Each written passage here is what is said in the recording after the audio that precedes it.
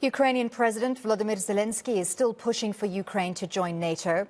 Alliance members have gathered for a key summit in Lithuania. Zelensky says NATO will give his country much-needed security, and in turn, the Ukraine will make NATO stronger. NATO leaders have agreed Ukraine will be invited to join the bloc when allies agree and conditions are met. Correspondent Julia Chapman is tracking this story for us from Lithuania and joins us now. Julia, so essentially, President Volodymyr Zelensky not satisfied with assurances that an invitation will be extended. However, good news for Sweden. Give us a sense of what happened on day one.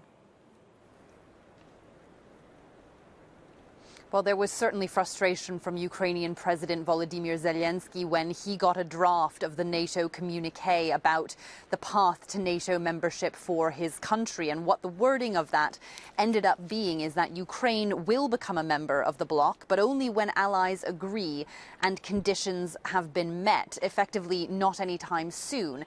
That is not the language that Zelensky was hoping to hear. He asked for a clear signal and concrete steps towards membership. He'll be discussing that in more detail as he meets with leaders on Wednesday. But there was some progress for the Ukrainian leader. He had achieved some sort of training program for his pilots for the F-16 fighter jet, although the country doesn't have access to those yet. That could pave the way for that eventually. But also, yes, a big success ahead of the summit when Turkey lifted its objections to Sweden's NATO membership at the very last moment, following crunch talks here in Vilnius late into the night on Monday between NATO Secretary General Jens Stoltenberg and the Turkish and Swedish leaders. So NATO is expanding. It is talking about the threat from Russia, the threat from China as well, bolstering the eastern flank defenses and working together. The idea of unity has been very prevalent so far at these discussions. So cluster munitions and nuclear weapons possibly still on the agenda?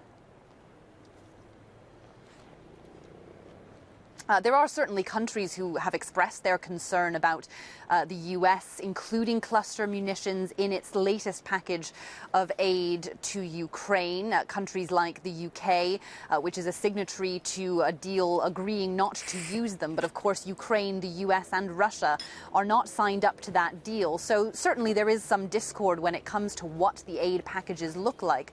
Ultimately, those are decided by the nations themselves. These are bilateral arrangements, not NATO-wide ones. But there will be talk about how Ukraine can become more integrated in the NATO architecture as the years go on. But certainly more individual packages of aid are being discussed as well. Thank you so much. That was correspondent Julia Chapman coming to us from Vilnius in Lithuania, where NATO is having that key summit, and that will continue tomorrow.